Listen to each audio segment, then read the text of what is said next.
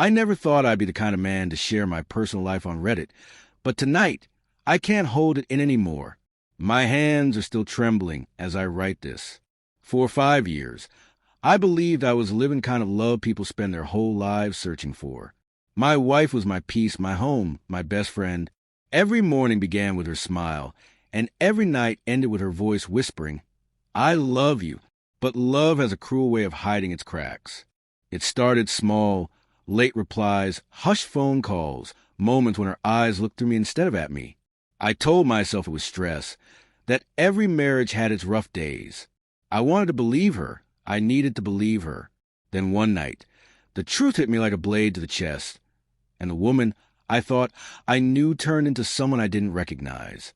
What happened next shattered not just my marriage, but everything I thought I understood about love, trust, and forgiveness.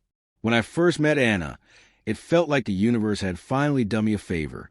I was 27, quiet, and a little broken from a past relationship, while she was the kind of woman who could light up a room just by walking into it. Her laughter had a way of pulling me in, of convincing me that life could still be beautiful. We met at a mutual friend's wedding. Cliché, I know, but from that night, we were inseparable. Our relationship wasn't built on wild passion or chaos. It was built on peace. She was the calm to my storm. We used to spend our weekends cooking new recipes, watching old movies, or driving aimlessly just to talk about everything and nothing. We promised each other honesty above all else. For years, I truly believed we had it, that unshakable kind of love people write poems about. When we got married, it wasn't a grand event, just close friends, family, and vows we both meant, or at least I thought we did. Life was simple but good. I worked as a civil engineer. She was a marketing executive. We were saving for a house, dreaming of a future filled with kids, travel, and old age together. But slowly, the warmth began to fade, so gradually that I almost missed it. It started with small things. She began coming home later, saying work was getting busier. She started keeping her phone face down on the table. When I'd walk into the room, she'd minimize her screen or switch apps. At first, I laughed it off. Maybe she's planning a surprise, I told myself. Maybe I was too trusting, or maybe I didn't want to see what was right in front of me. The distance grew. Our dinner conversations turned into awkward silences. I'd reach out to hold her hand, and she'd pull away gently, saying she was tired. I tried harder, more date nights, little gifts, love notes like we used to exchange. But it felt like I was talking to a ghost wearing her face. Then one night, while she was in the shower, her phone buzzed on the nightstand. I wasn't the kind of husband who snooped, but something inside me whispered that my world was about to change. And I was right. That night, I stared at her phone for a long time before I picked it up. My reflection glared back at me from the black screen, a man torn between trust and fear. I remember thinking, if I open this, nothing will ever be the same again. My heart was pounding so loud, I thought it might wake her. When I finally unlocked it, I wished I hadn't. There was a string of messages from a name I didn't recognize. The words blurred through my tears. Last night was amazing. I can't stop thinking about you. And then, the one that broke me completely. He'll never find out. My stomach twisted. My hands went cold. I scrolled and scrolled, each message cutting deeper than the last. Hotel bookings, selfies, promises of love. I sat there in silence, the air around me heavy with betrayal. I remember hearing the shower stop and quickly placing the phone back where it was. That night, I couldn't sleep. I stared at the ceiling, wondering how the woman sleeping beside me could hold so many lies behind her smile. The next morning, I tried to act normal. I made coffee, smiled, kissed her cheek, but inside, I was breaking apart. I watched her move around the kitchen, humming softly, as if she hadn't just shattered my entire world. 2 days later, I confronted her. I didn't yell. I didn't cry. I simply asked, "Who is Ryan?" Her face turned pale. The mug in her hand trembled before it hit the counter and shattered. For a moment, she didn't speak. Then tears filled her eyes, and she whispered, "It's not what you think." But it was. The confession came in fragments. It was a mistake. it only happened a few times. I didn't mean to hurt you." Each word felt like another stab to the heart. I just stood there, numb, listening to the woman I loved describe her betrayal as if it were an accident. I asked her why. She said she felt lonely, that I'd become distant. The irony almost made me laugh. I had been distant because I thought she was tired, not because I'd stopped loving her. That night, I packed a bag and left. She begged me to stay, sobbing on the floor, but I couldn't. I needed air, space, something that wasn't poisoned by her lies. And as I walked out the door, I realized the hardest part wasn't losing her. It was knowing the person I loved most had chosen to destroy us. The first night away from home felt unreal. I sat in my car outside a cheap motel, staring at the key in my hand, wondering how everything had fallen apart so quickly. Just 48 hours earlier, I had a wife, a life, a future. Now, I had a duffel bag, an empty room, and a heart that refused to stop aching. I barely slept.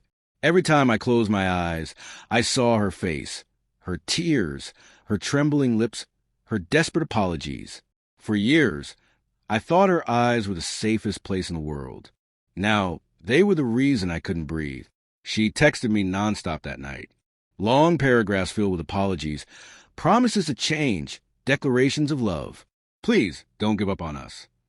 I'll do anything to fix this." But how do you fix something you've shattered with your own hands? For days, I didn't reply. I drowned myself in work, skipped meals, and stared at my phone every time it buzzed. Friends noticed I wasn't myself. I told them I was just tired. What was I supposed to say? My wife fell in love with someone else while I was planning our future? A week later, she showed up at my office. She looked exhausted, pale, eyes swollen from crying. She waited by my car after work and whispered, "Please talk to me." Against my better judgment, I did. We sat in her car, and for the first time, I saw genuine fear in her eyes. The fear of losing me for good. She said she had ended it with him, that it was a stupid mistake. She talked about therapy, rebuilding trust, starting over. Part of me wanted to believe her, the part that still loved her. But another part, the part she killed with her betrayal, wouldn't let me forget those messages. I told her I needed time. She nodded, tears streaming down her face, and said she'd wait forever if that's what it took. Weeks turned into months. We lived separately. I tried therapy, journaling, even forgiveness exercises. Some days I convinced myself I could move past it. Other days, the bitterness burned too deep. Meanwhile, her life began to unravel. She stopped going out. Mutual friends told me she'd been missing work, crying constantly, barely eating. One of them said she called in sick for weeks and was afraid of being fired. I wanted to feel vindicated, to tell myself she deserved it, but all I felt was a dull, empty ache. Love doesn't disappear overnight, even when it's poisoned. Eventually, I filed for separation. I remember signing those papers, my hand trembling. When I told her, she didn't argue. She just looked at me with hollow eyes and said, "I did this to myself." She was right. I walked out that day knowing the marriage was over.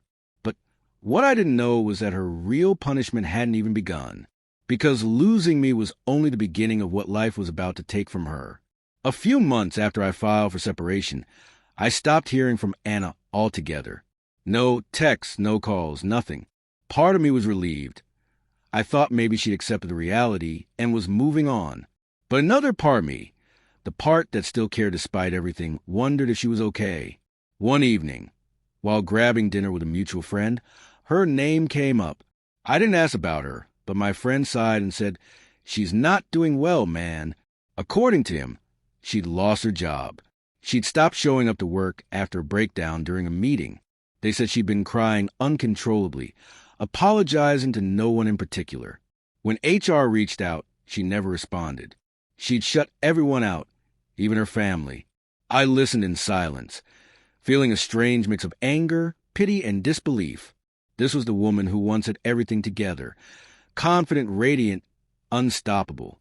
Now she was falling apart, and I didn't know how to feel about it. Weeks later, I saw her for the first time since the separation. I hadn't planned to.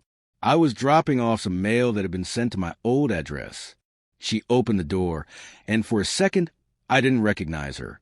Her hair was messy, her eyes sunken, and her face pale. The apartment smelled of stale food and perfume that no longer suited her. When she saw me, she froze. Then she burst into tears. She tried to speak, but her voice broke. "I'm sorry," she whispered over and over again. "You didn't deserve any of this." I wanted to hate her. God, I tried. But in that moment, all I saw was a broken human being. She told me she couldn't sleep, that she had nightmares about me walking out, that she heard my voice in every quiet room. She said she tried therapy but couldn't face the guilt. I stood there, torn between compassion and pain. I told her she needed help, real help, not just apologies. She nodded weakly, wiping her tears, and said, "I know, but I don't know how to forgive myself."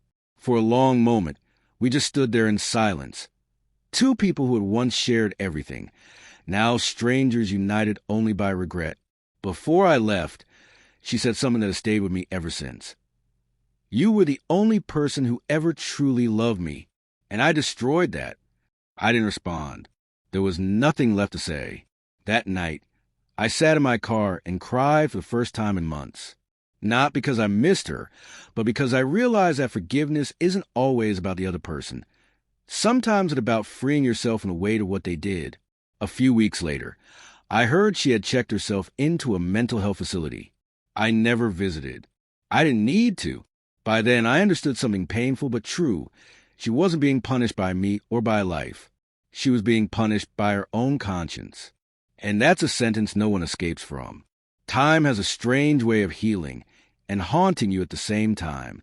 It's been almost a year since the day I walked out of that apartment. But some nights, the memories still sneak in. Her laughter, our shared dreams, the quiet mornings when I believed we had forever. They come and go like ghosts, reminders of a life that once felt unbreakable. For a long time, I tried to make sense of it all. I blamed myself, questioned everything I did or didn't do. Was I too cold? Too distracted with work? Did I miss the signs? But no matter how many times I replayed it, the ending was always the same. She made a choice, and that choice shattered us. Therapy helped me find my footing again. I learned that healing isn't about forgetting. It's about accepting what happened and deciding it won't define you. I started running, journaling, spending more time with family, and eventually, I began to feel like myself again.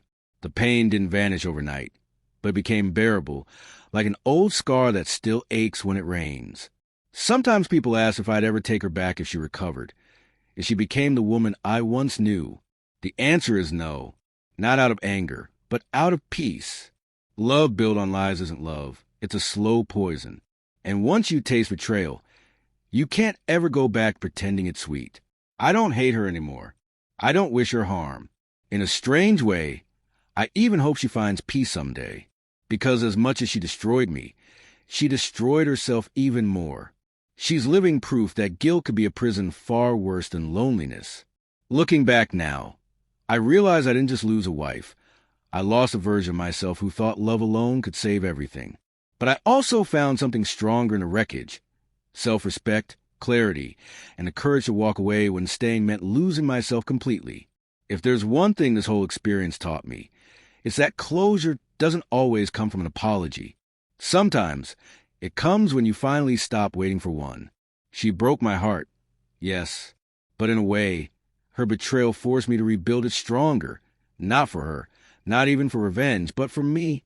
And that's something no one can take away again. If you've made it this far, thank you for listening to my story. Writing this isn't about revenge or pity. It's about release. I carried the weight of betrayal for too long, and maybe sharing it here is the final step in letting go. To anyone reading this who's been betrayed, I know the pain feels endless, but it won't always be this heavy. One day, you'll wake up and realize you survived something that was meant to destroy you. And to those who think the grass is greener on the other side, remember, sometimes that grass is just watered with tears. I lost my wife, but I found myself. Maybe that's how healing truly begins.